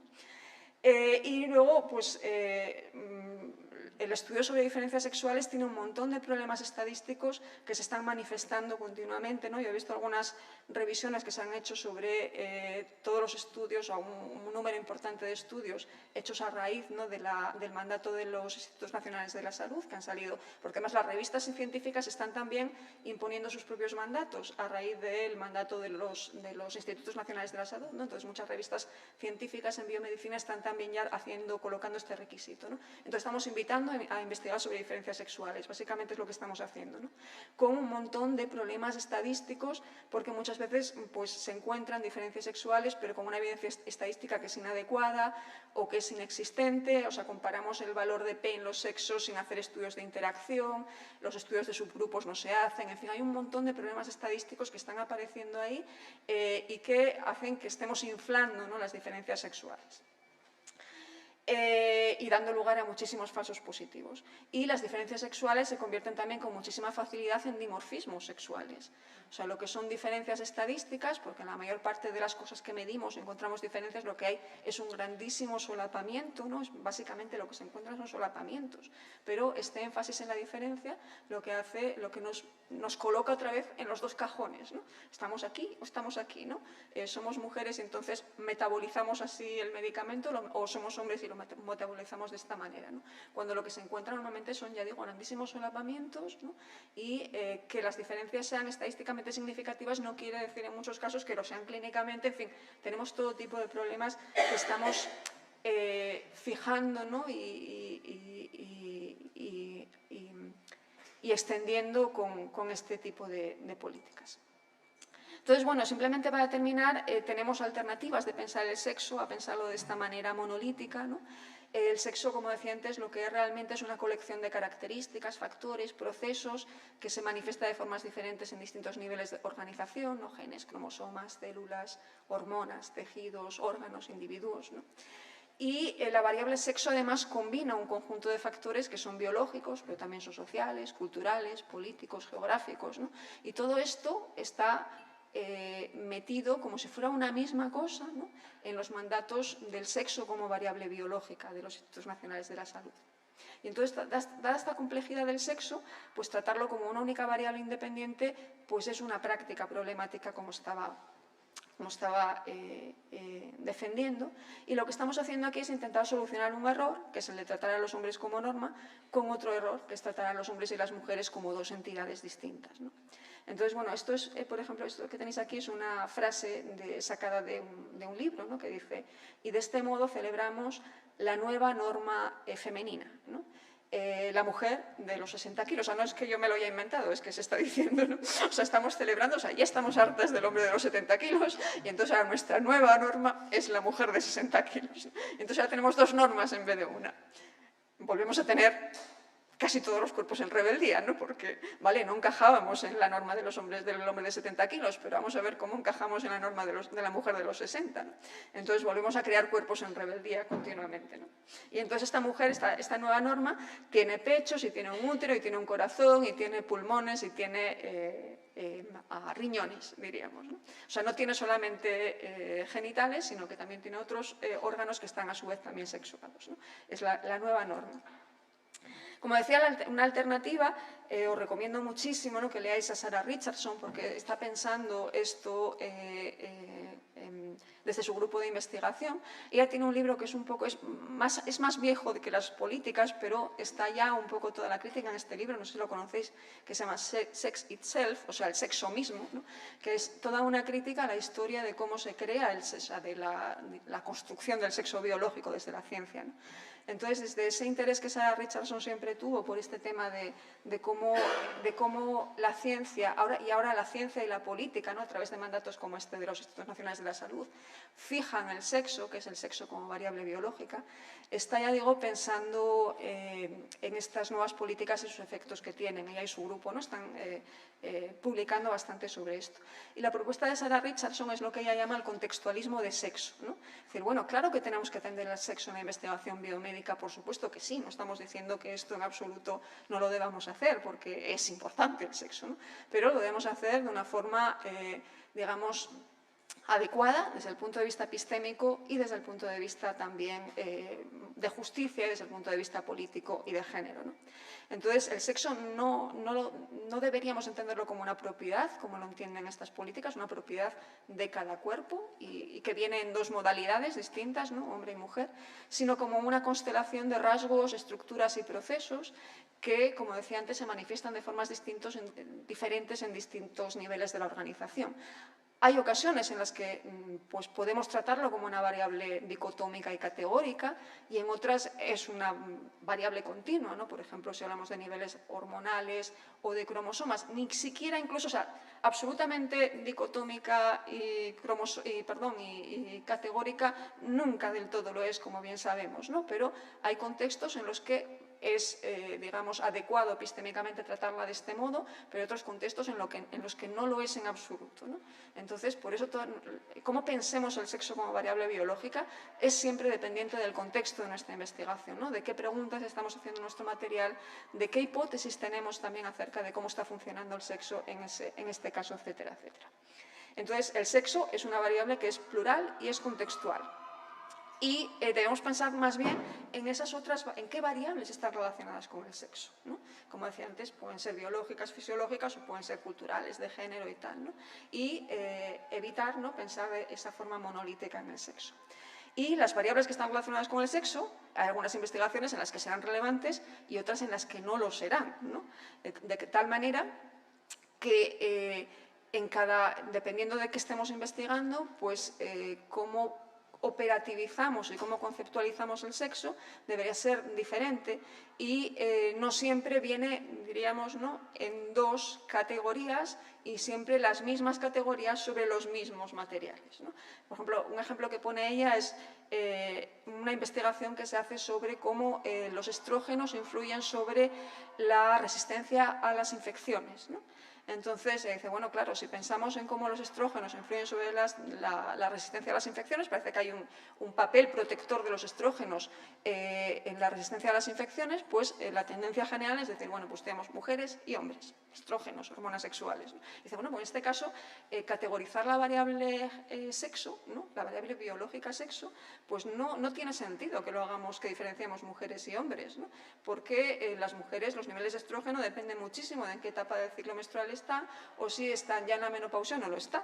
Entonces, a lo mejor aquí no deberíamos hacer dos grupos, las mujeres y los hombres, pero sino, por ejemplo, 4 grupos, ¿no? Los hombres, las mujeres en 2 etapas del ciclo menstrual distinto, mujeres posmenopáusicas, en fin, o sea, pensar en el sexo como variable biológica no siempre significa hacer 2 cajones, ¿no? Es lo que ella nos está diciendo. Entonces, dependiendo de qué investigación, de cuál sea el contexto de nuestra investigación, qué es lo que estamos preguntando, ¿no?, y las hipótesis que tenemos acerca de cuáles son los procesos biológicos que están influyendo ahí, nuestros cajones serán diferentes. No tienen por qué ser siempre 2 y no tienen por qué ser siempre los mismos, ¿no? Es lo que está ella proponiendo. Entonces, es importante determinar qué factores relacionados con el sexo son relevantes en nuestro contexto y operativizarlos adecuadamente, ¿no?, de tal manera que tengamos en cuenta las complejidades materiales, epistémicas y éticas también de la investigación sobre el sexo. Bueno, me ha pasado mucho. Simplemente quiero terminar con esa idea de que cada célula tiene un sexo, que es la idea que están, o sea, es como el moto, ¿no?, que se está continuamente aduciendo, ¿no?, para justificar esta medicina específica de sexo. Pues quería traer las células HeLa, que probablemente las conozcáis porque es una línea celular, una de las líneas celulares que más se usa en la investigación en biomedicina, y entonces, por supuesto, que las células HeLa tienen un sexo, en el sentido de que están tomadas del material. O sea, son células que en su principio eran las células de un tumor de Henrietta Lacks, que aparece ahí, ¿no?, que es una mujer afroamericana que en los años 50 murió de un cáncer de útero muy agresivo, ¿no?, en Estados Unidos, y tomaron una muestra biológica de esas células tumorales, que son unas células que se reproducen precisamente porque era un tumor súper agresivo, son unas células que se reproducen muchísimo y entonces pues tienen esa gran ventaja como material para la investigación en biomedicina, ¿no? Entonces pues su uso está muy extendido en todo tipo de investigaciones biomédicas. Entonces, por una parte, las células HeLa tienen un sexo en este sentido, ¿no? Un sexo cromosómico, podríamos decir, y ni siquiera porque ha derivado tanto, o sea, desde que se sacaron del cuerpo de Henrietta Lacks, ¿no? Estas células han pasado por tantos procesos de reproducción, diríamos, ¿no? Que muchas veces, y los cultivos celulares se hacen también colocando las células en otros materiales que a su vez tienen sexo, ¿no? Por ejemplo, en líquidos tomados de fetos bovinos, etcétera, etcétera, y todo eso es material genético también, sexuado de alguna manera, que se está transmitiendo también a las células. En algunos de estos linajes celulares se ha encontrado también material genético de los propios investigadores que manipulan las células, ¿no? Con lo cual, estas células que tengan un sexo, ¿no? en su origen podríamos decir, bueno, pues tenían los cromosomas de Henrietta Lacks, ¿no? Pero ahora mismo es muy complicado colocarlas en uno de dos cajones, diríamos, ¿no? Si pensamos en el sexo biológico como esta variable dicotómica. Lo que sí seguro es que sí tienen un género, eso probablemente, porque está toda la historia detrás, ¿no? del uso de las mujeres afroamericanas como pues, objetos de investigación, como desde luego se hacían todo tipo de prácticas como la toma de materiales biológicos sin consentimiento informado, y en fin, entonces podemos desde luego desde un punto de vista de género estudiar este caso, ¿no? Pero decir que las células de Henrietta Lacks tienen, o sea, que estas células, ¿no?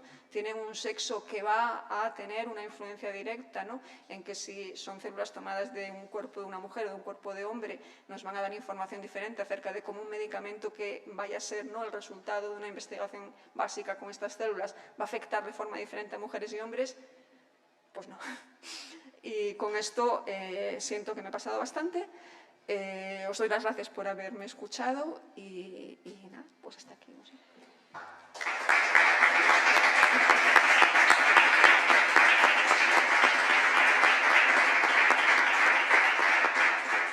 Pues muchas gracias a ti, Marta. La verdad es que yo estoy noqueada, Estoy realmente entusiasmada al escucharte, sobre todo por la densidad, pero por otra parte la complejidad y el interés que tienen todos estos planteamientos que nos ha mencionado Marta, ¿no? Lo que a mí me queda claro es que hacer ciencia y generar conocimiento es muy complejo, está claro, ¿no? Y que el riesgo de que cristalicen esos planteamientos dicotómicos en la actualidad, ¿no? A pesar de que evolucionamos en el conocimiento, comprendemos la realidad de una forma más compleja, pues también nos puede llevar a nuevos puntos ciegos o a nuevas epistemologías de la ignorancia, ¿no? Y yo, por sintetizar o por compartir con vosotros las tres ideas con las que a mí me ha dejado resonando Marta, también como académica y como investigadora, ¿no? Por una parte, la necesidad de un enfoque abierto a la diversidad de la ciencia, sin ninguna duda, la aproximación multidimensional y, sobre todo, ojo, con la variable sexo entendida desde un enfoque binario y esencialista o determinista, ¿no? El sexo, como has dicho, plural y contextual, ¿no? Creo que estos elementos son fundamentales y son una llamada muy clara pues, a quienes también generamos el conocimiento desde todos los ámbitos. Muchísimas gracias. Yo hace unos días leía en El País, supongo lo habéis leído todos, a una científica biomédica de Miguel Aliaga, que acaban de incorporarla a la Royal Society en el Reino Unido, que hacía un planteamiento muy interesante y hablaba claramente de órganos y células con sexo, pero hacía una llamada muy especial a la importancia del contexto y del género, que determina también otra serie de elementos y también condiciona determinadas enfermedades, evolución o tratamientos. Vamos a abrir un turno de palabra. Disculpad porque haya yo iniciado este turno, pero me ha resultado muy esclarecedor. Entonces, si os parece, abrimos un turno de palabra. ¿Alguna pregunta, alguna reflexión que también nos haya quedado ahí? Sí.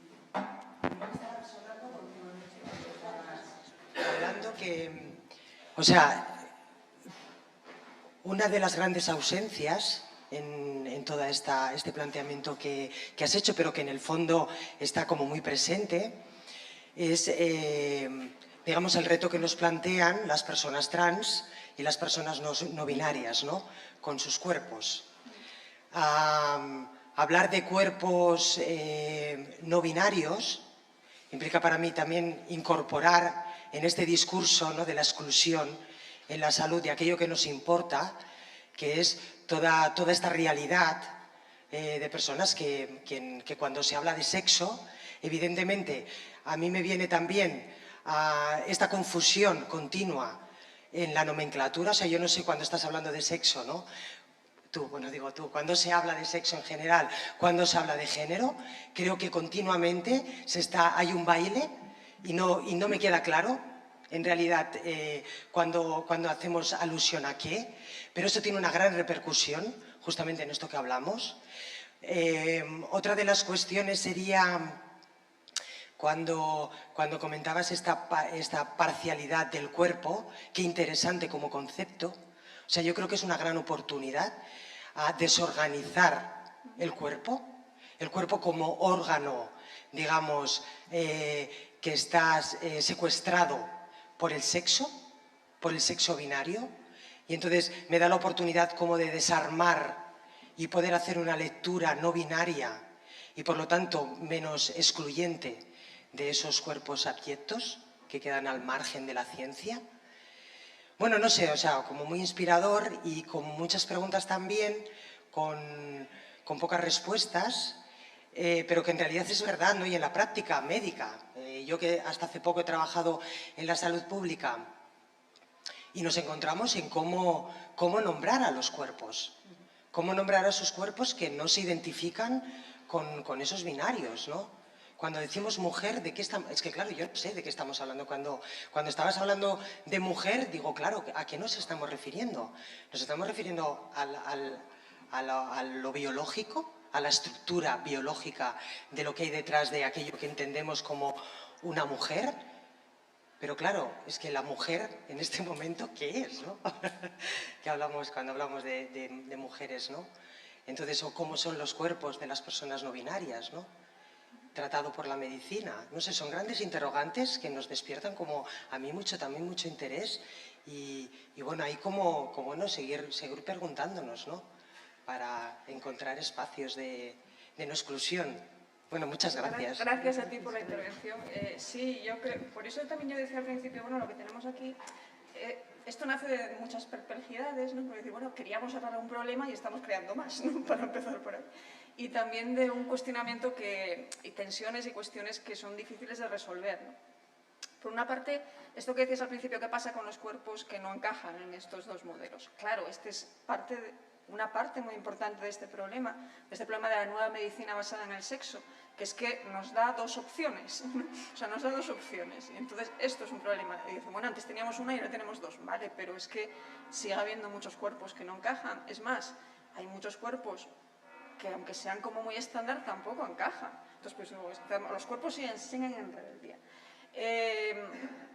Aquí lo que está pasando también con este cambio de... Por eso, aunque lo hizo un poco largo, por eso yo quería contaros al principio el paso del primer momento en el movimiento de la salud de las mujeres de los años 60 y 70 a este nuevo a partir de los años 90, porque es un cambio también desde dónde se está pensando la salud de las mujeres, que se pensaba en los años 60 y 70 desde el activismo y ahora se está pensando desde la propia biomedicina. O sea, son las propias oficinas de investigación por la salud de las mujeres que se han creado en los organismos, ¿no? Entonces hay un cambio ahí totalmente de quién se arroga la voz de las mujeres. O sea, estamos acallando a las mujeres o acallando en general, ¿no?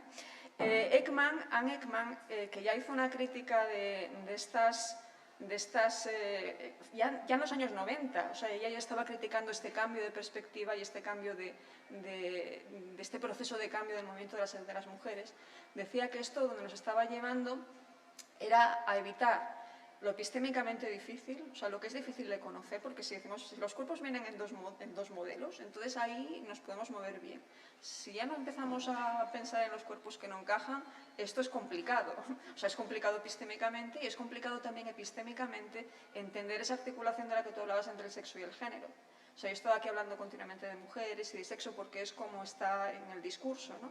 Pero mi preferencia es hablar de sexo-género, ¿no? Sexo/género, precisamente por la articulación que hay entre los factores de sexo y de género, ¿no? Pero claro, esto epistémicamente es muy complicado. No digo que sea fácil, pero es más fácil pensarlo del modo en el que se está pensando, ¿no? Todo tiene un sexo, el sexo es binario, vamos a pensar desde ahí, ¿no? Entonces estamos evitando lo epistémicamente difícil, porque es muy difícil epistémicamente, y estamos evitando también con este tipo de lógicas lo políticamente difícil, ¿no? Lo que nos daba problemas. Y entonces con esto está todo el mundo de acuerdo, diríamos. O sea, no nos crea problemas. Todo el mundo está de acuerdo, lee la entrevista con esta mujer o lee esto y dice, bueno, ¿a quién le puede parecer mal? Que se estudien, ¿no?, los problemas de salud que tienen las mujeres. Y estamos evitando también lo que es políticamente difícil, que era algo que no evitaba el movimiento por la salud de las mujeres, que iba mucho más allá, ¿no?, también de identificar problemas que son estructurales, desigualdades sociales, culturales, etcétera, etcétera. No estaba evitando esto, pero sí lo estamos evitando al reducir lo que son las desigualdades de salud, que tienen componentes de sexo-género, de raza, de clase social, de un montón de cosas, ¿no?, que están ahí funcionando y que todas conocemos, llevarlas al nivel de la célula, porque en las células estos problemas no existen, diríamos, ¿no? Y entonces estamos evitando, por una parte, lo epistémicamente complicado y por otra parte, lo políticamente complicado, que nos plantean todos estos cuerpos que no encajan, diríamos, ¿no?, en estos dos cajones. Y luego, por otra parte, lo otro que decías acerca de cómo pensamos en cómo la medicina trocea los cuerpos y los recompone, esto para mí es una parte que no entiendo bien de esta, o sea, que me resulta problemática, ¿no?, de toda esta historia, porque por una parte es importante, ¿no?, pensar en el cuerpo como todo, o sea, pensar la medicina más allá, y esto la medicina lo está viendo también, ¿no?, todos los sistemas están relacionados unos con otros, y entonces, pues, si yo me dedico a los riñones, no sé nada de qué ocurre en el hígado, pues esto no puede ser, ¿no? Entonces el cuerpo, o sea, las clasificaciones que hacemos también de las partes del cuerpo, lo mismo que las clasificaciones que hacemos de los seres humanos, ¿no?, cuando los colocamos en cajones, son clasificaciones que siempre se podrían hacer de otra manera, ¿no? Y en medicina es importante, bueno, para esto también hay que volver a Lacan, o sea, tenemos que volver a leer a Lacan, ¿no?, y la construcción del sexo, porque él ya decía esto. Él ya decía, bueno, ningún conjunto de datos que tenemos nos va a colocar en el modelo del sexo único o en el modelo de los dos sexos. Entonces ahora estamos, podríamos decir, en un modelo de los dos sexos modificado, en el cual el modelo ya no depende únicamente de los genitales, diríamos, ¿no?, sino que es, como veíamos en la imagen aquella, ya es el cuerpo entero, ¿no? O sea, hemos profundizado el modelo de los dos sexos, ¿no? Pero Lacan ya decía esto, no tenemos ningún conjunto de datos que nos indique el modelo, ¿no?, o sea, que nos indique cómo clasificarnos. Y entonces en esto ocurre lo mismo, no tenemos ningún conjunto de datos que nos indique cómo trocear el cuerpo para dividirlo en partes de la medicina. Entonces, esta idea de una salud de las mujeres integral, ¿no?, por ejemplo, desde este punto de vista se están proponiendo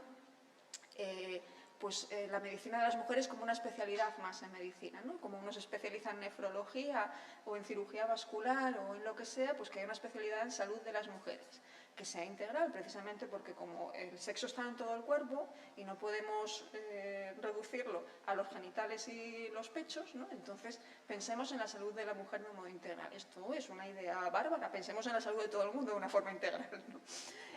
Pero claro, tiene este problema, ¿no? O sea que pensar en la salud de la mujer de un modo integral está relacionado con esa esencialización del sexo, esa binarización y dicotomización, ¿no? Entonces, bueno, pues deberíamos pensar de un modo integral en la salud de todos, ¿no?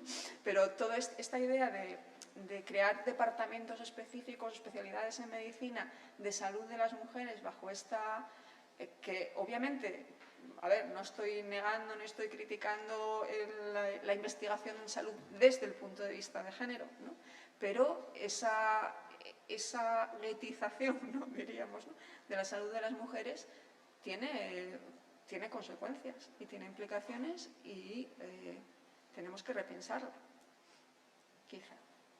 En fin, cuestiones y preguntas, ¿no?, que a mí también, ya digo, estoy un poco perpleja con todo este tema, ¿no?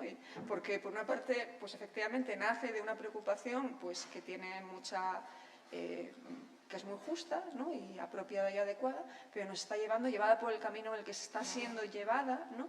Pues es muy problemática. Y ya digo, nos coloca, o sea, nos hace todos cuerpos en rebeldía, básicamente. Unos más que otros, desde luego, como tú decías. Sí. María José, sí. Me ha encantado tu presentación y coincido básicamente con todo, pero yo coincido más con el lado político. Ese recorrido que tú presentas, que como normalmente tendemos a olvidar el pasado, que comiences con las mujeres de Boston y en el momento en que ellas lo plantean hay algo que creo que merece la pena volver a pensar y recuperar, ¿no? Como todo el movimiento feminista de los 70, que es poner en cuestión la dicotomía naturaleza-cultura. Y todo lo que plantean es cómo reorganizar y las desigualdades que se generan, pero bajo ese, digamos, aparato teórico y político. ¿Qué pasa hoy? Que lo que tú nos presentas de una forma clarísima, y por lo menos para mí, es justamente que estamos ante un proceso de renaturalización. Y por lo tanto, de ese proceso no deriva que naturaleza y cultura no es una dicotomía inevitable, sino un proceso de renaturalización que refuerza lo que llamaría Valplangus, y me parece que es un dualismo represivo o opresivo.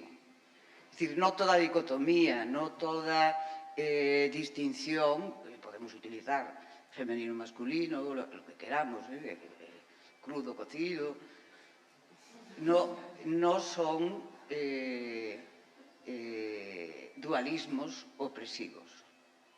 Entonces, lo que tenemos que ver es qué epistemología no opresiva podemos utilizar frente a este proceso de renaturalización de biopolítica que supuestamente parece que no habla del cuerpo, pero que nos está operando sobre el cuerpo desde la perspectiva normativa y política, ¿no? Entonces yo creo que aquí estamos de nuevo, y la crítica feminista creo que lo tuvo claro siempre, que el problema no son las dicotomías. Podemos utilizarlas y pensar dicotómicamente, porque necesitamos clasificar. El problema es cuando esas dicotomías se convierten en un dualismo que viene marcado por diferencias de poder, por, ¿cómo se dice?, por normatividades que nos sitúan. Y en este caso, las mujeres, para entendernos, no vamos a salir beneficiadas. No salimos beneficiadas. Bueno, no todas. No, bueno, siempre generalizando, ¿no? Pero que sí eso, digamos que no podemos, creo yo, separarlo de un proceso de remasculinización social muy fuerte, que estamos viendo con todos los modelos masculinistas que están apareciendo muy marcadamente. Entonces yo creo que el esfuerzo que estáis haciendo y que a mí me parece importante que se transmita más es precisamente que la ciencia no es neutral. Sí, eso es. Y cómo supuestamente promoviendo igualdad, era lo que tú insistías, está generando injusticias, exclusiones.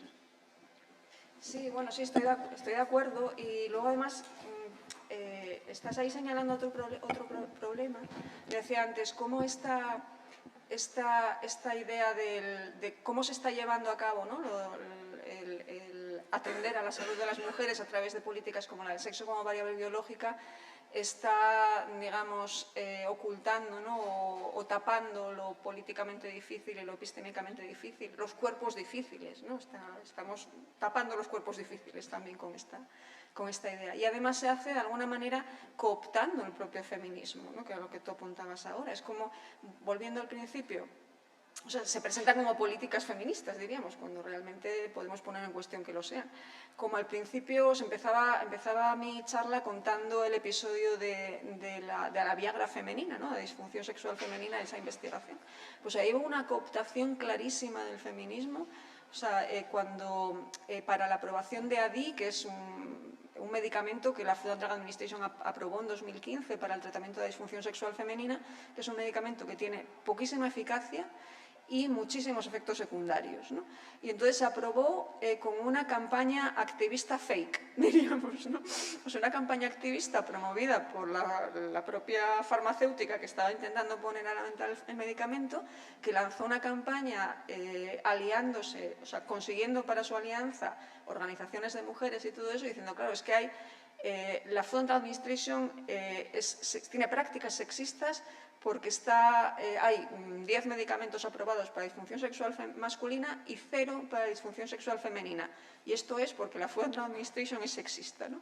Y lanzó una campaña que se llamaba Even the Score, como igualemos el marcador, pues a través de YouTube, de, bueno, change.org, en fin, todas las estrategias del activismo actual, ¿no? Online, que es una cooptación clarísima, era un activismo fake, básicamente, ¿no? Porque o sea, esto es un caso, o sea, hay formas más sofisticadas de hacerlo, como esto, ¿no?